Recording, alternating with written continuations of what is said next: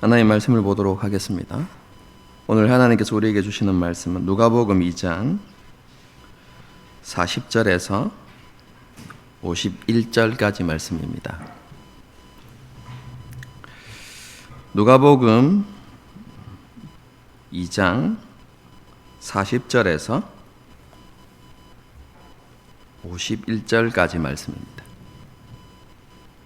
한 절씩 교독하시겠습니다. 제가 먼저 읽겠습니다.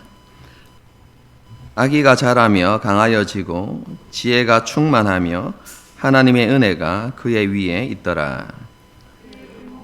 해마다 6월절이 되면 예루살렘으로 예수께서 12살 되셨을 때에 그들이 이 절기의 관례를 따라 올라갔다가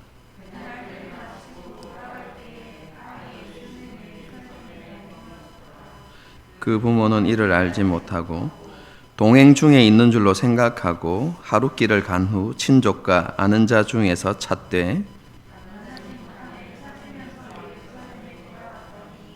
사흘 후에 성전에서 만난즉 그가 선생들 중에 앉으사 그들에게 듣기도 하시며 묻기도 하시니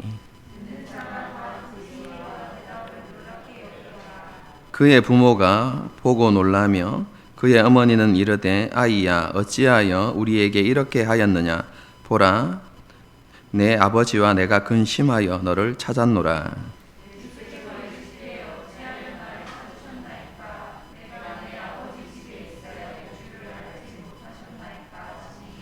그 부모가 그가 하신 말씀을 깨닫지 못하더라. 예수께서 함께 내려가사 나사렛에 이르러 순종하여 받드시더라. 그 어머니는 이 모든 말을 마음에 두니라. 아멘. 우리는 지난 시간 할례를 받으신 예수님에 대해서 생각해 보았습니다.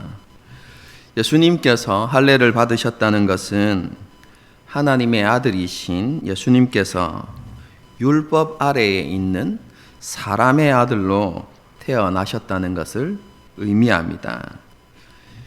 하나님이신 예수님께서 왜 율법 아래에 있는 사람의 아들로 태어나셨을까요?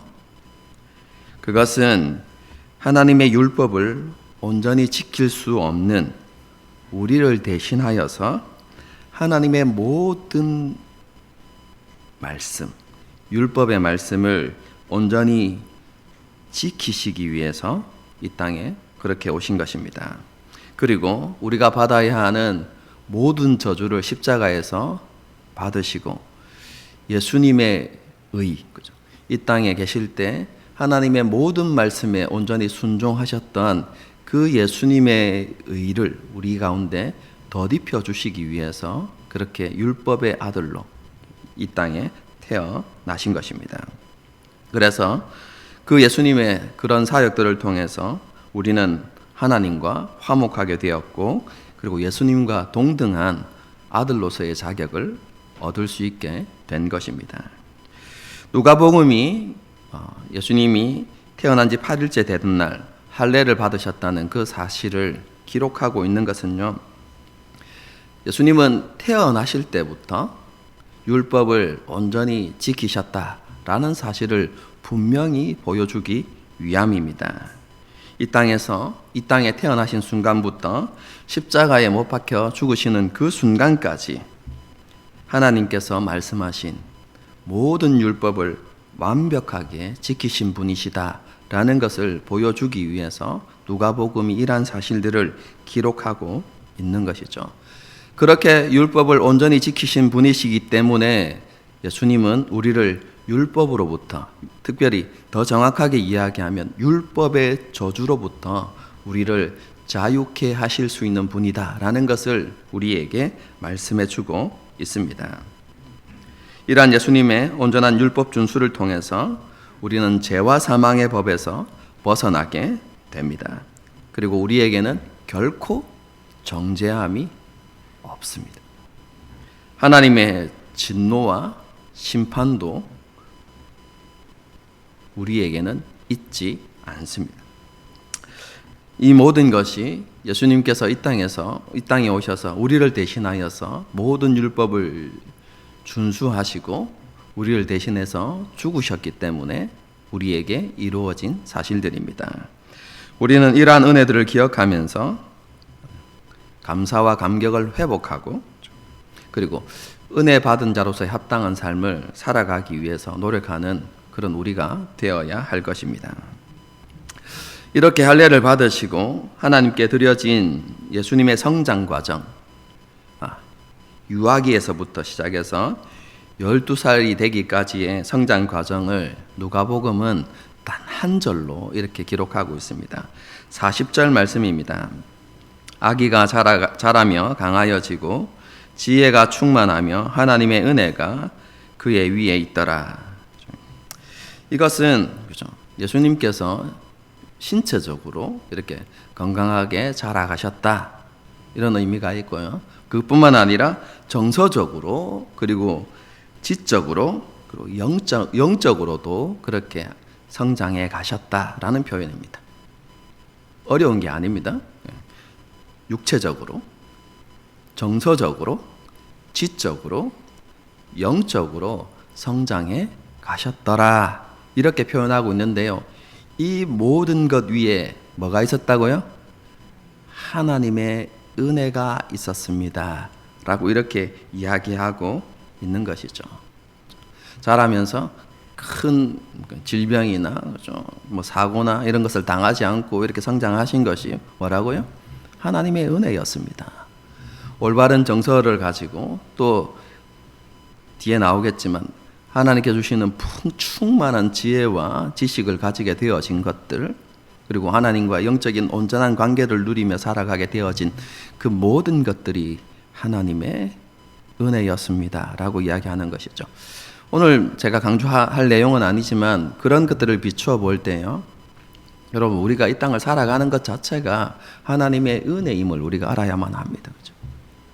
우리가 지금까지 건강하게 살아온 것 하나님의 은혜인 것이죠. 우리가 정신적으로도 건강하고 그렇죠?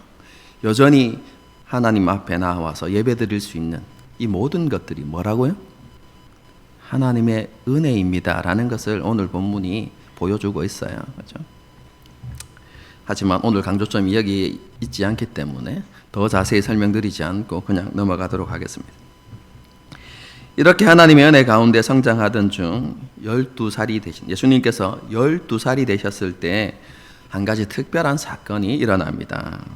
이 사건이 발생한 때는 유월절입니다.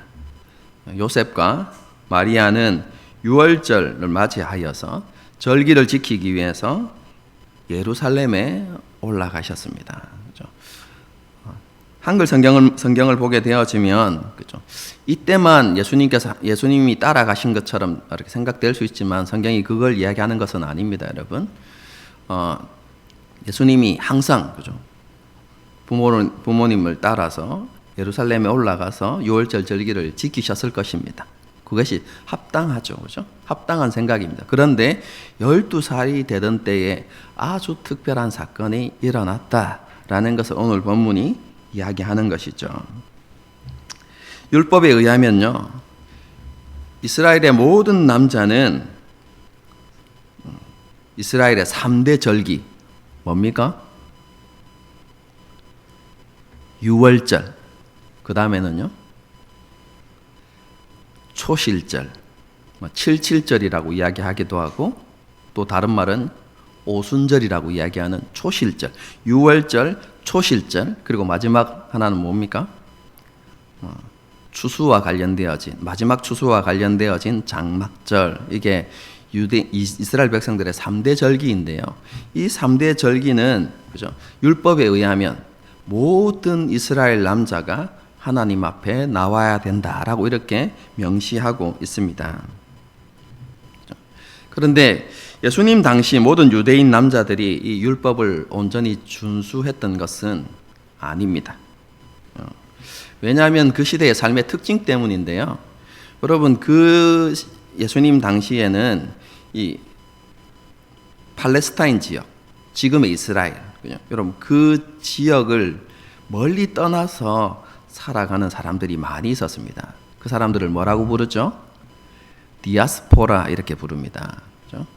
그럼 그런데 조금 떨어져 있는 사람들은 상관이 없지만 로마와 같이 정말로 멀리 떨어져 있는 사람은요, 3대 절기를 지키는데 큰 어려움이 있었죠. 그럼 6월절을 지키러 올라왔습니다. 그리고 집에 돌아갔습니다. 그럼 돌아가는데 얼마나 시간이 걸릴까요? 로마까지 돌아가는데 지금처럼 비행기를 타는 것도 아니고요. 얼마나 많은 시간이 걸렸을까요? 그럼 그런데 그 다음 절기인 초실절은요, 50일 뒤에 있습니다. 6월절을 지키고 돌아가면 초실절을 다시 못 오는 것이죠. 어쩔 수 없이 못 지키는 겁니다. 여러분, 그래서 신앙이 깊었던, 그죠? 유대 신앙, 깊은 신앙을 가졌던 사람들은 아예 6월절에 와서 초실절까지 지키고 돌아가는 경우가 있었습니다. 그 다음에, 그죠? 초실절 다음에 6개월 뒤에 장막절입니다. 그리고 또 3개월이 지나면 6월절이 돌아오죠. 여러분, 그래서 예루살렘으로부터 멀리 떨어져 있는 디아스포라, 그런 유대인들은요, 3대 절기를 제대로 지킬 수가 없었던 것이죠.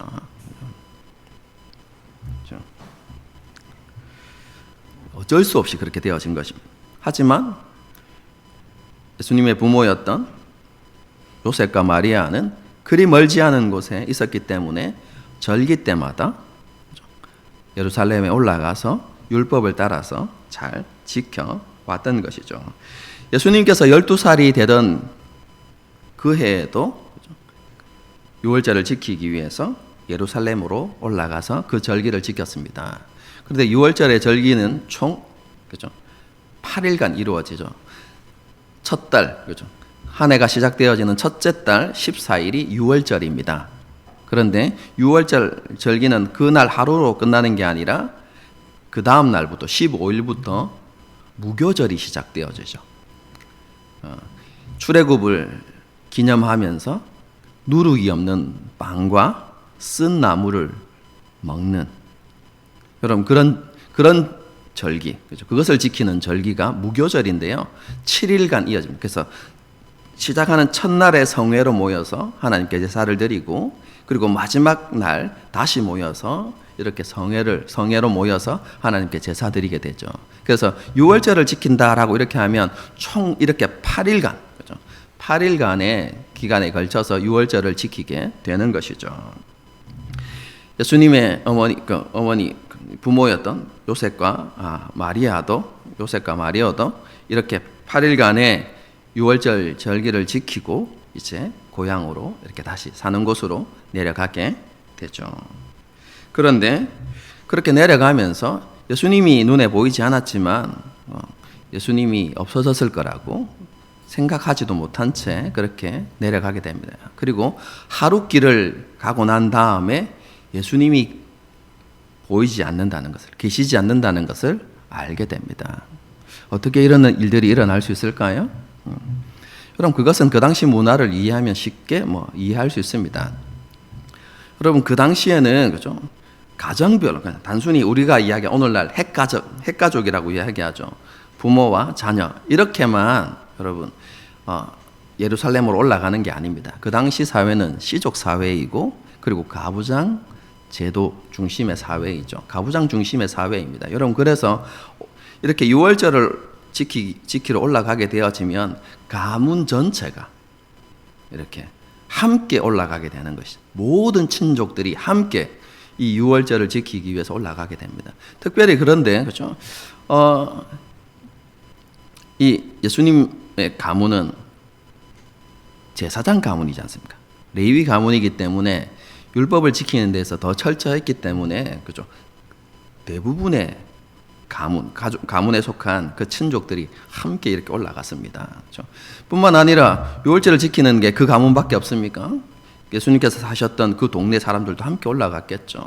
그러니까 큰 무리를 이어서 올라가게 되어지는데요. 그러면 우리 어린아이들의 습성을 잘 알지 않습니까? 친한 친구들이 있으면 부모님과 함께 가지 않고 어차피 큰 무리가 고향까지 갈 거니까 그렇게 무리를 지어서 이동하게 되는 것이죠.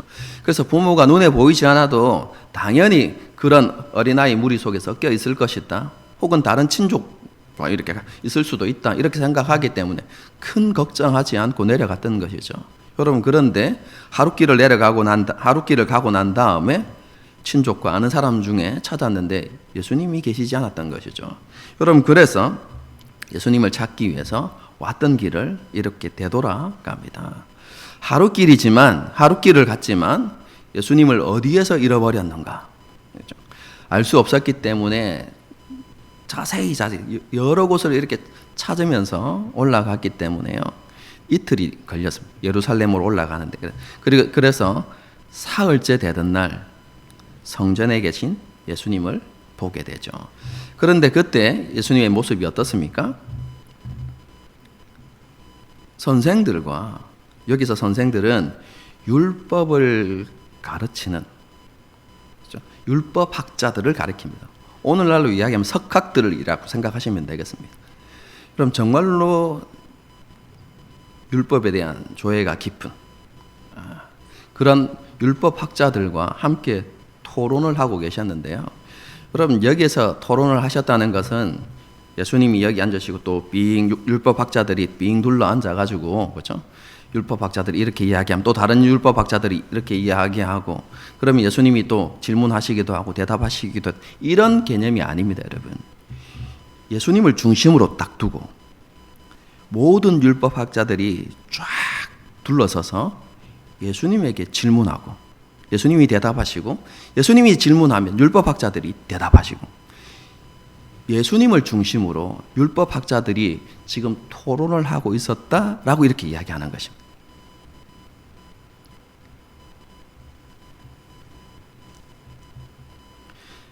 여러분, 이때의 나이가, 예수님의 나이가 12살입니다.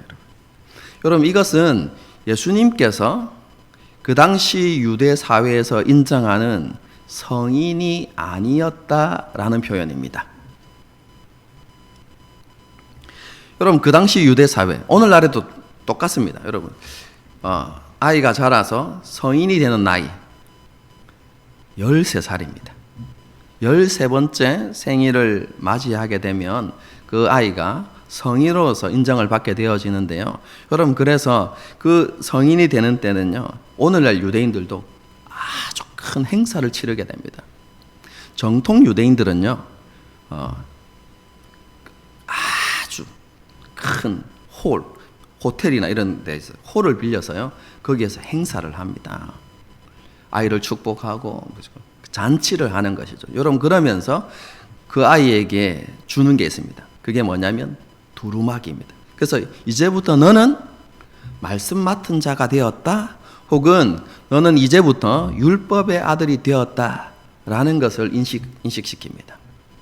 이 말이 무슨 말이냐면, 이제 너는 성인이기 때문에 내 스스로 율법을 이해하고 그리고 율법을 지켜야 하는 의무가 생겨난다라는 것을 이야기해 주는 것이죠. 여러분, 그때의 나이가 13살입니다. 그런데 예수님은 아직 뭐가 아니셨다고요? 성인이 아닌 여전히 소년기를 보내는, 그죠? 아이셨다. 이렇게 지금 이야기하고 있는 것이죠. 여러분, 그런데 그런 성인이 아니었음에도 불구하고 율법을 이해하는 여러분 지혜와 지식이, 그죠? 그 당시 율법 학자들과 토론을 하실 만큼 깊고 충만했다는 것을 말씀하고 있는 것이죠. 그럼 예수님께서 어떻게 이런 지혜와 지식을 가지고 계셨을까요? 단순히 생각하면 이것이죠. 예수님이 당연히 하나님이시기 때문에 율법을 만드신 분이시지 않습니까? 그럼 그런 단순한 이해도 될 수 있고, 여러분 40절의 말씀과 연관해서 생각해 볼 수도 있습니다. 아이가 자라는 동안 지적인 부분에서, 영적인 부분에서 이렇게 성장해 갔는데 그 위에 뭐가 있었다고요? 하나님의 은혜가 있었다는 것이죠. 그 하나님의 크신 은혜 가운데, 그죠? 이런 영적인 통찰력이 생겨났다, 이렇게 볼 수 있게 되는 것이죠. 이러한 심오한 지혜와 지식으로 율법사들의 주목을 받으시면서 토론하는 모습을 본 요셉과 마리아가 크게 놀랐죠. 어떻게 저런 일이 있을 수 있는가, 이런 생각들을 하게 된 것입니다. 그리고 모든 토론이 끝난 후에 요셉과 마리아는 예수님을 부드럽게 책망합니다. 48절 말씀 보겠습니다. 그의 부모가 보고 놀라며 그의 어머니는 이르되 아이야 어찌하여 우리에게 이렇게 하였느냐, 보라 내 아버지와 내가 근심하여 너를 찾았노라.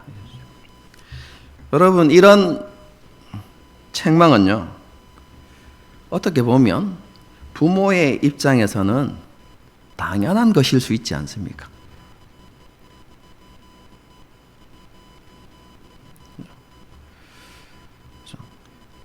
이러한 책망이 너무 가볍다, 우리 한국 사회는요. 너무 가벼운 건 아닌가, 이런 생각이 들 정도지 않습니까? 그죠? 만약에 여기 결혼하신 분들이 많이 없어가지고, 그죠? 우리의 자녀가 그렇게 했다, 난리 났을 거예요, 여러분. 그죠?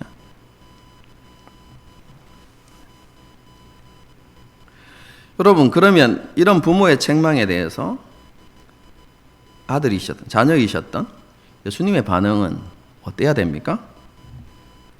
부모님에게 걱정을 끼쳐드린 건 대해서, 그죠? 죄송한 마음을 가지고, 그죠? 그런 자신의 잘못을 인정하고 신하면서, 그죠? 부모님께 미안함을, 이렇게 죄송함을 표현하는 것이 그냥 우리가 살아가는 삶의 모습에서는 지극히 당연한 것이지 않겠습니까? 여러분, 그런데 예수님의 모습을 보게 되면 우리가 좀 쉽게 이해할 수 없는, 그죠? 그런 모습이 나타납니다. 예수님의 대답을 한번 보십시다. 49절 말씀이 있죠. 어찌하여 나를 찾으셨나이까? 내가 내 아버지 집에 있어야 될 줄을 알지 못하셨나이까? 여러분, 이런 예수님의 대답을 보면서 어떤 사람들은요, 예수님은 이렇게 대답하셔도 큰 무리가 되지 않는다. 왜냐? 비록 마리아와 요셉과 예수님의 관계가 부모 자식 간의 관계이긴 하지만 예수님은 하나님이시지 않는가? 그렇죠? 그렇기 때문에 예수님과 요셉과 마리아의 관계는 일반적인 혈육적인 부모의 관계를 초월하는 것이다, 라고 이야기하면서, 그렇죠? 예수님이 이 마리아와 요셉에 대해서 이런 책망의 말을 하는 것이 당연히 받아들일 수 있는 그런 부분이다라고 이렇게 말씀하시는 분들이 있습니다. 그렇죠? 우리도 그렇게 이해하고 있을 수도 있습니다. 여러분, 그런데요, 이것이 완전히 틀린 해석이다, 생각이다, 제가 이렇게 말씀드리고 싶진 않지만, 그렇죠? 우리가 본문의 말씀을 조금 더 주의 깊게 살펴볼 필요가 있습니다. 특별히 51절의 말씀을 한번 보십시오. 예수께서 함께 내려가사 나사렛에 이르러, 그 다음에 무슨 표현이 나타납니까? 순종하여. 누구에게 순종했다는 말일까요? 부모에게 순종했다는 말입니다. 부모에게 순종하여서 받드셨습니다. 이렇게 되어 있어요. 여러분, 이것을 보면 예수님께서 물론 자신이 하나님의 아들이시지만, 그렇죠? 하늘에 계신 아버지 하나님의 아들이시긴 하지만, 여러분, 혈육의 관계에서의 부모, 여러분, 부모와 자신의 관계를 무시하거나 아무런 의미 없는 것으로 여기지 않으셨다라는 것을 분명히 알 수 있습니다. 육신의 부모를 분명히 어떻게 했고요? 공경했고, 존중했고, 그리고 부모님의 말씀에 순종했고, 그리고 부모님께 우리나라 말로 얘기하면 효를 다하는, 그렇죠? 여러분, 그런 분명한 삶을 살아가셨다는 것이죠. 여러분, 그렇다면 이런 측면에서 보게 되어지면 이 예수님의 대답은요, 자신을 찾아 헤맸던, 그렇죠? 부모를 책망하거나 비난하는 말이 아니라는 사실을 우리는 분명히 알아야 하는 것이죠. 그리고요, 여러분들이 좀 여러분 교리를 잘 알고 있으면 여러분 이런 부분에 있어서 그런 잘못된 생각을 안 할 수 있습니다. 지난 시간에 제가 뭐라고 말씀드렸습니까? 예수님은 율법을 온전히 지키신 분, 그래서 죄를 알지도 못하시는 분이십니다. 여러분, 그런데 예수님이 부모의 권위를 무시해버린다. 여러분, 그것은 율법에 의하면 죄입니다, 여러분. 그런데 예수님께서 그런 죄를 짓는 행동을 하셨다? 여러분, 그러면 그분이 우리의 구주가 되실 수 없습니다, 여러분. 여러분, 그런 측면에서 보아도 이것은 예수님께서 부모의 권위를 무시하거나 멸시하는 행동이 아니라는 사실을 우리가 분명히 알아야 하는 것이죠. 여러분, 이런 관점에서 보면서요, 그렇다면 예수님께서 이 말씀을 하신 의도는 무엇인가? 이렇게 성경을 볼 수 있어야 한다는 것이죠.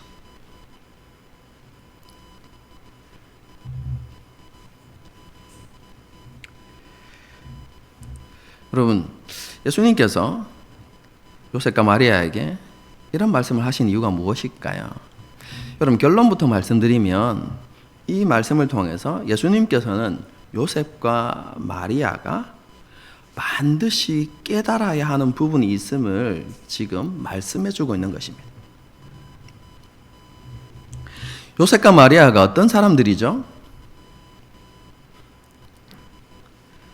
세상 사람은 다 믿지 않아도요, 이 두 사람만은 예수님이 메시아이시고 하나님의 아들이시라는 사실을 분명히 알고 있는 사람들입니다. 예수님의 탄생을 알고 있지 않습니까? 정상적인 부부 관계를 통해서 태어난 아이가 아니라 하나님의 능력으로, 성령의 능력으로 태어난 거죠.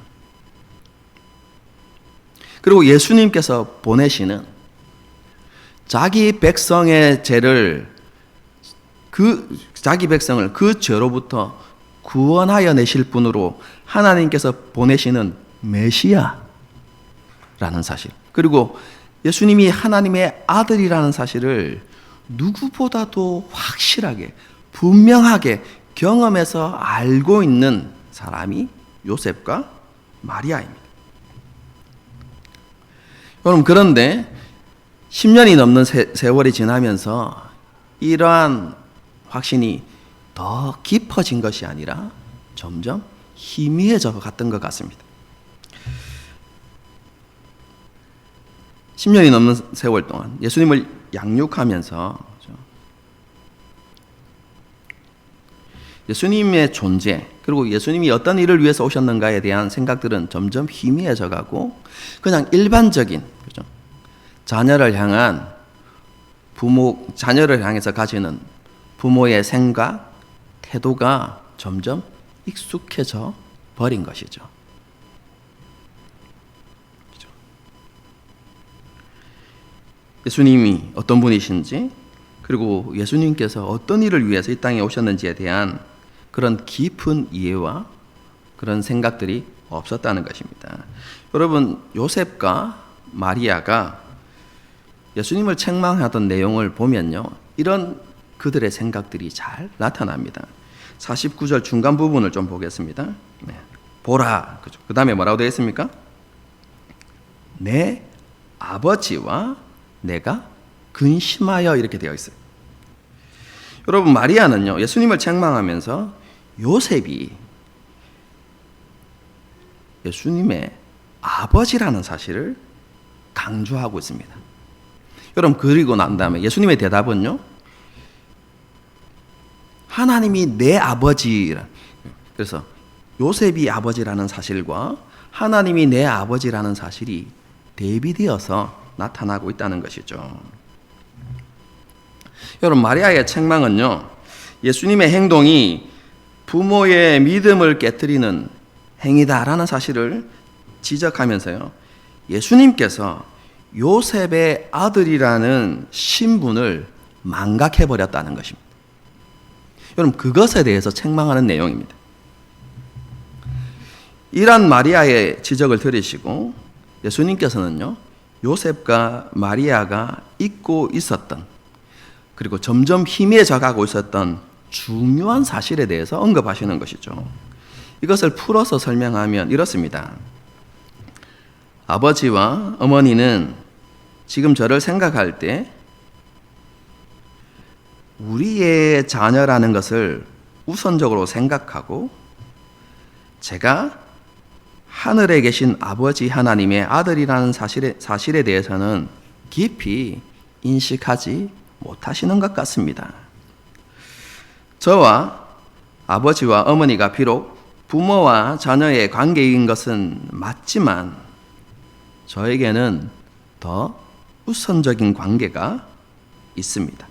그것은 하늘에 계신 아버지 하나님과의 관계입니다. 저는 아버지 하나님의 뜻을 이 땅에 이루기 위해서 왔습니다. 그래서 지금 아버지 하나님의 집에서 아버지 하나님과 관계된 일을 지금 나는 하고 있습니다. 그러므로 제가 보이지 않았을 때 여기저기 찾으러 다닐 것이 아니었습니다. 어찌하여 저를 찾으셨나이까? 라는 의미. 왜 나를 찾았습니까? 내버려 두지, 이런 의미가 아니라, 그렇죠? 나를 찾기 위해서 왜 여기저기를 가셨나? 이런 것이.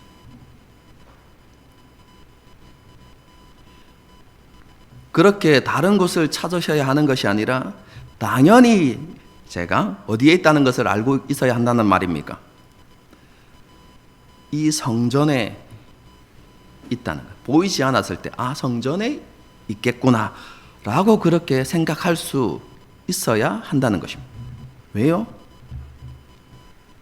예수님과 하늘에 계신 아버지 하나님과의 관계를 생각하고 그분이 왜 이 땅에 오셨는가를 생각할 때 당연히 그런 생각으로 이어져야 한다는 것이죠. 여러분, 그런데 그죠? 마리아와 요셉이 그렇게 하지 못한 이유가 무엇입니까? 그런 우선적인 관계에 집중하지 아니하고, 여러분, 그것을 마음에 두지 않고, 그죠? 그냥 예수님을 자신의 육신의 자녀처럼, 그죠? 육신의 자녀는 아니었지만 그냥 일반적인 육신의 자녀처럼 그렇게 생각하고 있었다라는 사실을 지금 이야기하면서 앞으로는 그런 부분에 대해서 두 분이 마음에 새겨야 할 것이 있습니다 라고 지금 이렇게 이야기하고 있는 것이죠. 이해가 되십니까? 자신이 하늘에 계신 아버지 하나님의 아들이라는 사실과, 그리고 자신이 그러한 아버지 하나님의 일을 위하여서 이 땅에 오셨다는 사실을 늘 기억하고 계셔야만 합니다 라는 것을 지금 말씀하고 있는 것이죠. 예수님께서는 이런 의미로 어찌하여 나를 찾으셨나이까? 내가 내 아버지 집에 있어야 될 줄을 알지 못하셨나이까? 라고 이렇게 대답하셨지만 요셉과 마리아는 이 대답의 의미를 깨닫지 못했습니다. 하지만 어떻게 했다고요? 마리아는 이 모든 말을 마음에 두었다, 이렇게 표현하고 있습니다. 여기에서 모든 말을 마음에 두었다는 것은 예수님께서 하신 말씀만 좀 마음에 새겨 두었다라는 것이 아니라 예수님의 말씀과 함께 유월절에 일어났던 그 모든 사건들을 마음에 두었다라는 의미입니다. 그렇죠? 그것들을 계속해서 마음에 새겨 두었던 것이죠. 그럼 하지만 깨닫지는 못했습니다. 언제 깨달았을까요?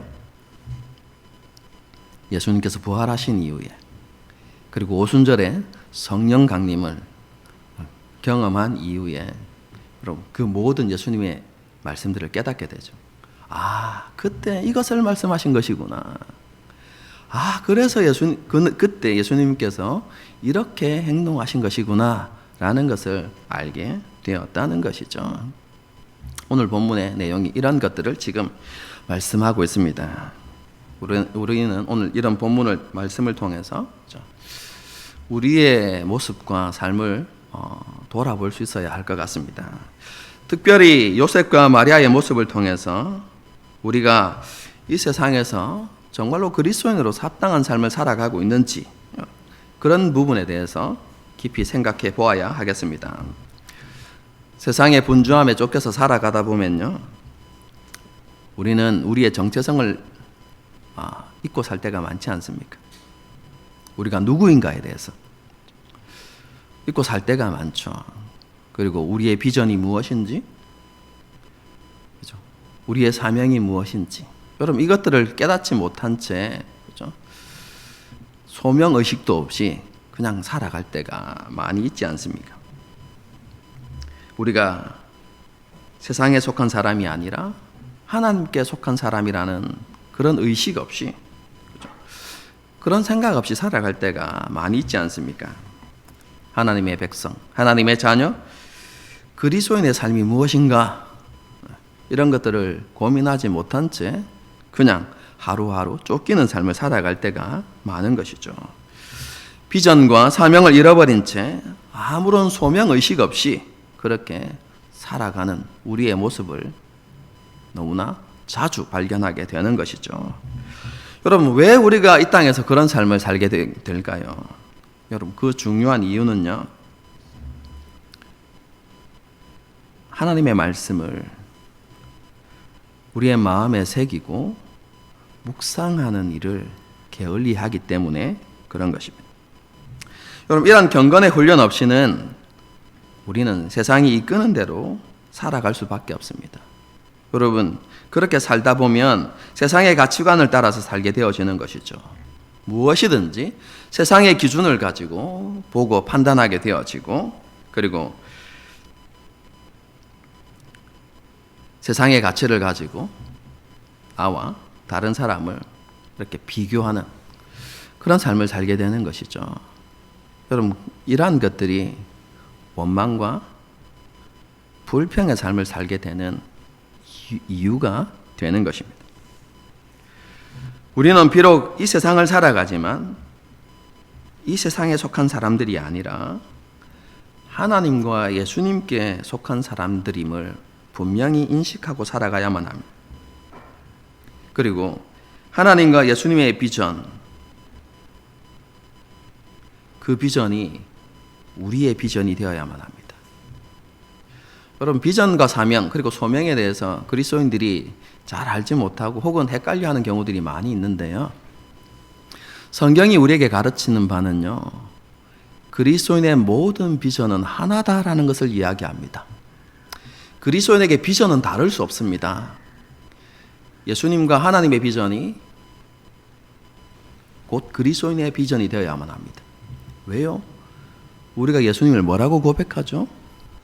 주님이라고 고백합니다. 우리의 주인의 소원, 그것이 우리의 소원이 되어야 하는 것이죠. 주인의 비전이 우리의 비전이 되어야 하는 것입니다. 여러분, 그렇기 때문에 모든 그리스도인의 비전은요, 여러 개가 아니라 단 하나입니다. 여러분, 그게 무엇입니까? 제가 주기도문을 강의할 때 말씀드렸죠. 뭡니까? 하나님의 나라가 이 땅에 이루어지는 것입니다. 여러분, 그것이 모든 그리스도인들이 품어야 하는 하나님의 비전. 그리고 이 비전을 이루기 위해서 가장 먼저 우리가 해야 되는 것이 무엇입니까? 우리에게 먼저 하나님의 나라가 이루어지도록 해야 하는 것입니다. 우리의 생각과 말과 행동에 하나님의 통치가 드러나야 한다는 것이죠. 우리가 세상을 살아가지만 우리의 판단과 우리가 보기에 옳은 것을 쫓아서 살아가는 것이 아니라 하나님의 말씀에 순종하면서 살아가는 것. 여러분, 이것이 우리를 통해서 하나님의 나라를 세상 가운데 보여주는 것입니다. 하나님이 나를 통치하고 계신다는 사실, 하나님이 우리의 주인이시고 우리가 하나님의 백성이며 종이라는 사실을 그런 순종의 모습을 통해서 세상 가운데 보여주어야 하는 것이죠. 여러분, 이것이 하나님의 비전을 꿈꾸고 살아가는 그리스도인의 모습인 것입니다. 그뿐만 아니라 우리가 속한 공동체가 하나님의 나라라는 사실을 세상 가운데 보여주어야 하는 것입니다. 여러분, 그래서 교회는요, 사람의 생각과 사람의 판단, 사람의 주장이 중심이 되는 교회가 아니라 하나님의 말씀이 중심이 되는 교회라는 것을, 곳이라는 것을 여러분 세상 가운데 보여주어야 한다는 것입니다. 그래서 사람의 목소리가 높아지는 것이 아니라 주님의 말씀 앞에 모든 성도들이 잠잠한 것, 그리고 말씀의 원리를 따라서 말씀이 우리에게 가르치는 공동체를 세워가는 것. 여러분, 세상 가치관과 세상 성공주의가 우리에게 보여주는 그런 공동체를 세워가는 것이 아니라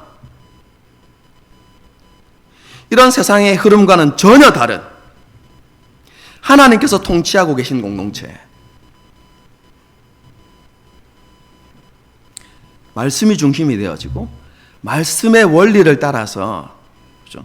그리고 성경이 정말로 중요하게 여기는 것을 여러분 그런 가치에 마음을 품고 여러분 그것을 이루기 위해서 노력하는 그런 공동체가 되어져 가야 하는 것이죠.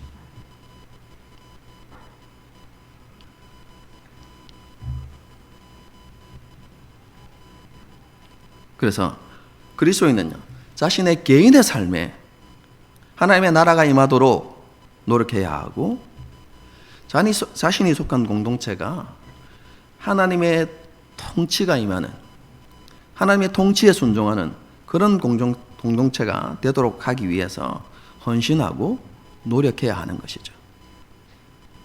여러분, 이것이 하나님과 예수님께 속한 그리스도인에게 있어야만 하는 마땅한 모습인 것입니다.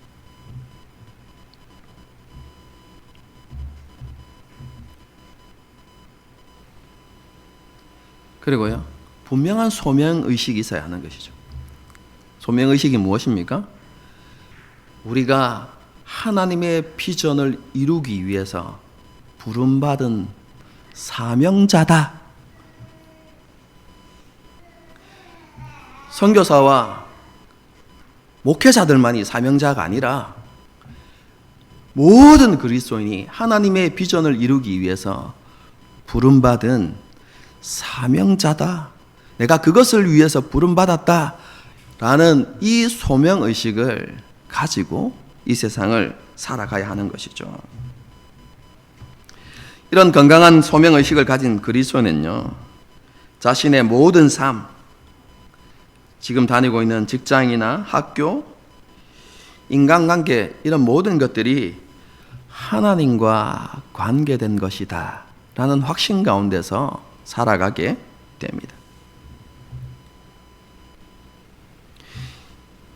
이 모든 것이 무엇을 위해 존재한다고요? 하나님과 하나님의 나라를 위해서. 내가 직장을 다니는 이유가 그것이고, 내가 학교에 있는 이유가 그것이고, 내가 사람들을 만나고 사람들과 관계를 맺어가는 것도 여러분 그것이 중심이 된다는 의미입니다.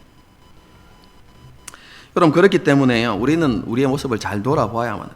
정말로 사람들이 뭐 직장이면 직장, 학교면 학교, 아니면 우리의 지인들, 여러분 그런 세상 사람들이 우리의 모습을 보면서 이 사람 뭔가 다르구나 라고 생각하면서 하나님을 떠올릴 수 있는, 여러분 그런 삶을 우리가 살아갈 수 있어야만 하는 것이죠.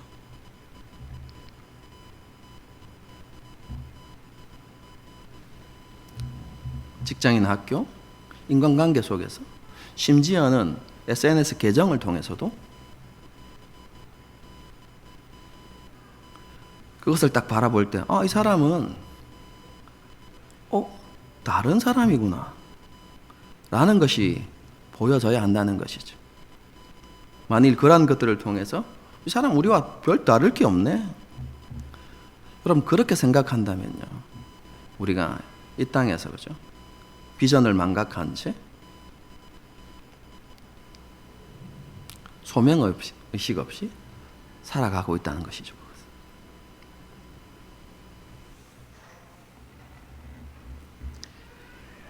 하나님께 속한 사람들은요, 하나님과 관계되어진 일에 마음을 두고 살아갈 수 있어야만 합니다.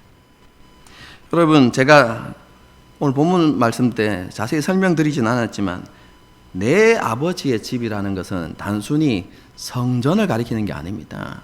정확한 여러분 해석은요, 내 아버지의 것과 내가 관계되어야 하는 것을 알지 못하십니까? 이런 의미입니다. 그래서 성전도 하나님 아버지의 것이죠.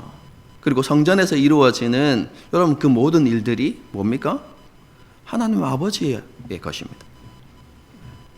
그런데 성경이 뭘 이야기합니까? 우리의 삶이 그렇게 되어져야 한다는 것이죠. 그것이 직장의 일이든 학교의 모습이든 여러분 그것이 그죠? 인간관계든 아니면 SNS든 상관없이 그죠? 우리의 마음이 어디에 있어야 된다는 겁니까? 하나님 아버지의 것에 있어야 된다는 것입니다. 이걸 쉽게 설명하면 어떻게 하면 우리가 하나님을 드러내고 하나님을 기쁘시게 할 수 있을까? 그것이 우리의 삶의 중심이 되어야 한다는 것을 오늘 본문이 우리에게 말씀해 주는 것이죠.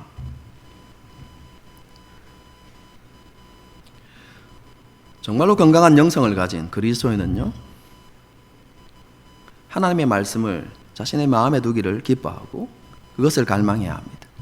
그리고 하나님의 비전과 소명의식을 가지고 그렇게 살아가게 되어 있습니다. 하나님을 기쁘시게 하고자 하는 그런 열망이 그 마음속에 있는 것이죠. 예수님처럼요, 매일의 삶에서 우리가 하나님께 속한 하나님의 자녀임을 기억하면서 살아가십시다. 그리고 이러한 우리의 신분에 합당한 삶을 살아감으로 하나님을 기쁘시게 하고 또 세상 사람들에게 하나님을 보여주는 그런 삶을 살아가는 저와 여러분이 될 수 있기를 주님의 이름으로 축복합니다. 함께 찬양하고 기도하는 시간을 갖도록 하겠습니다. 하나님 아버지의 마음, 아까 제가 뭘 말씀드렸습니까? 하나님과 예수님께 속한 사람은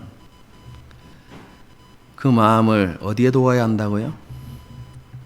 하나님과 하나님의 것에 두어야 하는 것이죠. 이 찬양을 부르면서요, 그렇게 하나님 앞에 결단했으면 좋겠습니다. 하나님 아버지, 그 아버지의 마음이 있는 곳에 나의 마음이 있기를 원합니다. 그럼 이게 소명의식입니다, 여러분. 우리가 하나님 우리 안에 이런 소명의식, 그렇죠? 이 회복되기를 원합니다. 그리고 정말 우리의 마음이 하나님께서 기뻐하시는 마음이 되기를 원합니다. 이런 마음들을 가지고 또 이러한 결단을 가지고 함께 이 찬양을 하나님께 올려드리도록 하겠습니다.